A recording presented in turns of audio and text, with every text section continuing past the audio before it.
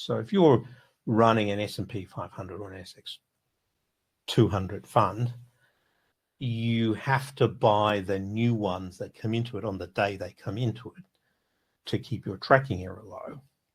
But that comes at a price because they're very expensive on that day. You can see this happen in the market. So if you just look at the price of stocks on the day they enter or leave an index, pure index funds are leaving money on the table in order to keep their tracking error down, which is how they get appraised by the analysts. So of course they're going to do it. And because everyone's benchmarking against the index, this cost doesn't show up in the numbers. But there's certainly a huge ecosystem of hedge funds that play this arbitrage. Whether investors in those funds benefit is a separate question, but there's certainly money to be made in playing those entries and exits.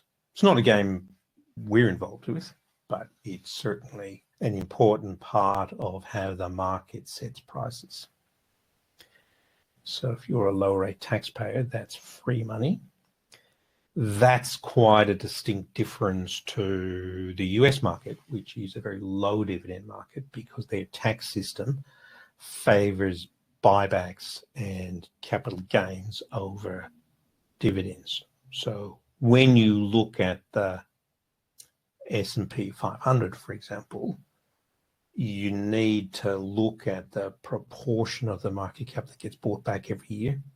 And when you add that back in, you actually get to the equivalent of a 2 to 3% dividend. It gets hidden and it doesn't show up in the index because that's a market cap based index.